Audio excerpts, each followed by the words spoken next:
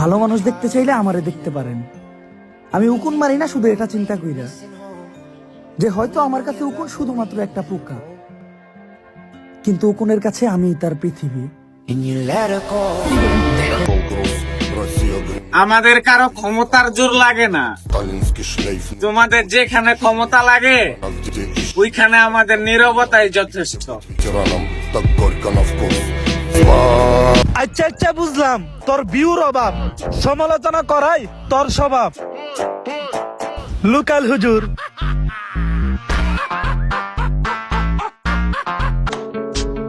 High Sweety, তোমার দাদি আছে?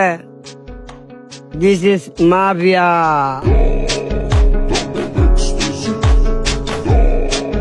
হয়েছে কি জানেন, পিঁপড়া আমাকে চিমটি দিছে, আমিও পিঁপড়াকে চিমটি দিচ্ছি। ওমা, দেখি মরে গেছে। বলি ইয়ার কি যদি সহ্য নাই হয় তো করতে আসেন কেন? আসসালামু আলাইকুম হাওরবাসী, 10 মিলিয়ন ফলোয়ার ডান। পড়তাছে অনেক বৃষ্টি, খাওয়াবো সবাইকে মিষ্টি। Yes yes.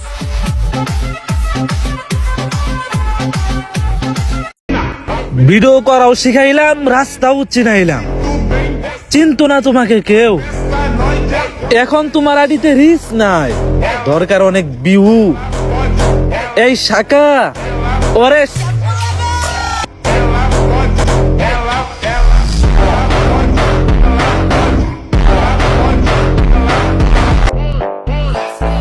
আচ্ছা আচ্ছা মানলাম, বোন তুই সুন্দর, আমি কালা, তুই ব্যবসায়ী, আমরা বালা।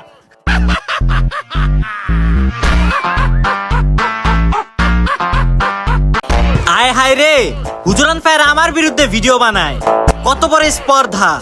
এই দাদা পানের সাথে দেন জর্দা, এই সিকিম চায়ের সাথে দে আদা, হুজুরান ফায়ার একটা গা।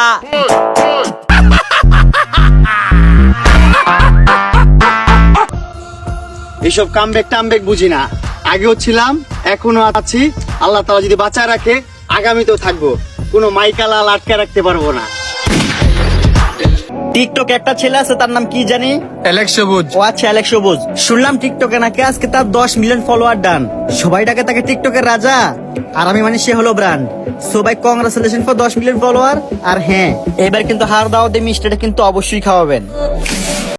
আমি নাকি নাটক করি, তুই করবো না? আমি তো নায়িকা।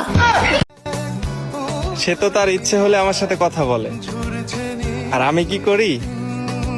তার ইচ্ছের জন্য অপেক্ষা করি। ভালোবাসা আমার লাগবে না, কারণ আমি জানি ওইটা স্বার্থ ফুরাইলে আর থাকবো না।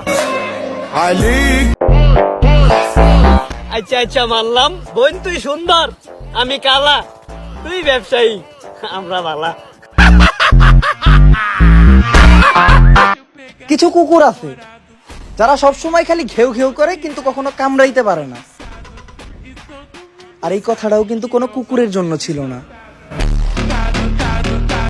পুরুষের ভালোবাসার উপর কখনো সন্দেহ করো না। উদাহরণস্বরূপ তোমরা মনোমিয়া ও তার ঘোড়াকে দেখে নাও। কাউকে কাঁদিয়ে সুখে থাকবা, ওই সুখ বেশি দিন কপালে সয় না। আসলে সৃষ্টির মুখে লাথি মেরে স্রষ্টার ইবাদত হয় না। সব পেয়ে গেলে তো মানুষের স্বভাব এমনিতেই নষ্ট হয়ে যায়, তাই সৃষ্টিকর্তা কিছু জিনিসের অভাবে রাখে।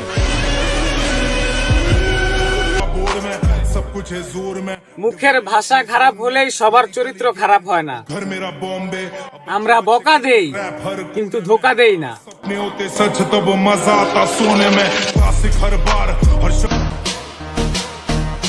আমি যা বলি তাই করি, আর তা না করলে আমার মনই খারাপ লাগে।